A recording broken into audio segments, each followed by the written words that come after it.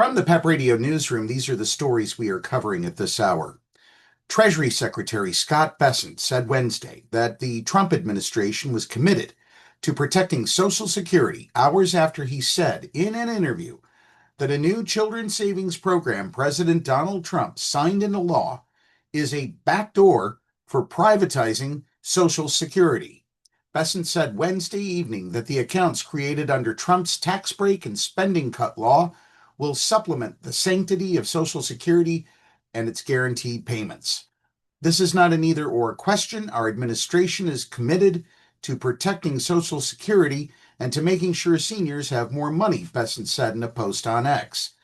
Bessent's remarks about privatizing Social Security, which he made at a forum hosted by Breitbart News, were striking after Trump's repeated promises on the campaign trail and in office that he would not touch Social Security.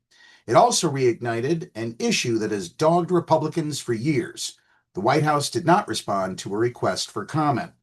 Democrats quickly seized on the comment as a sign the GOP wants to revive a dormant but unpopular push to privatize the long-running retirement program. A stunning admission, Senate Democratic leader Chuck Schumer said in a Senate speech. Bessent actually slipped, told the truth.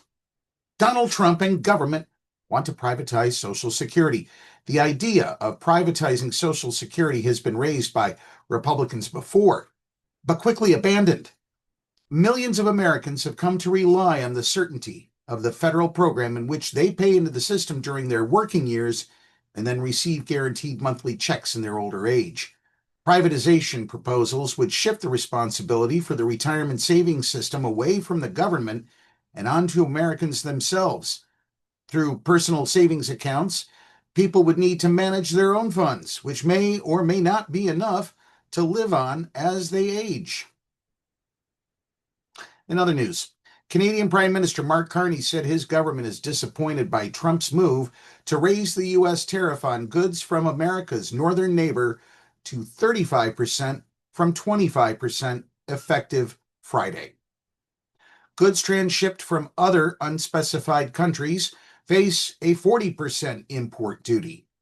Trump cited what he said was a lack of cooperation in stemming trafficking in illicit drugs across the northern border. He also slammed Canada's plan to recognize a Palestinian state and has expressed frustration with a trade deficit largely fueled by U.S. oil purchases.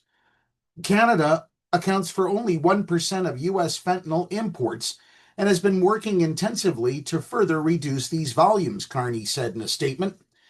Many of Canada's exports to the U.S. are covered by the U.S.-Mexico-Canada agreement and face no tariff.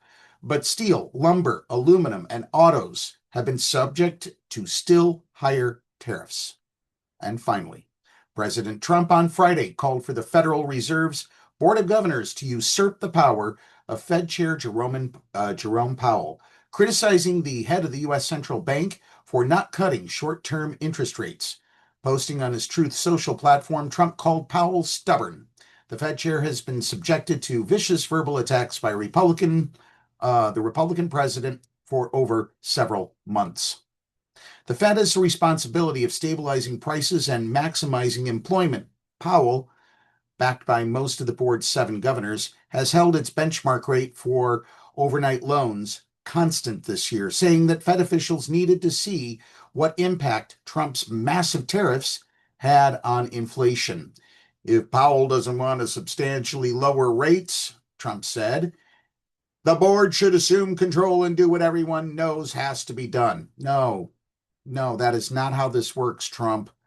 The Fed is an independent entity and should be left alone. That's why we have a Fed. That's why we have a central bank. And that's the news at this hour. As the Trump regime continues to march forward, follow all the news, both on PEP Radio and our YouTube channel. If you are watching the video version of the news, please subscribe to our channel. PEP Radio is now available on Alexa. Simply tell your device, Alexa, play PEP Radio. Up next, we have the Meadville area weather forecast here on PEP Radio.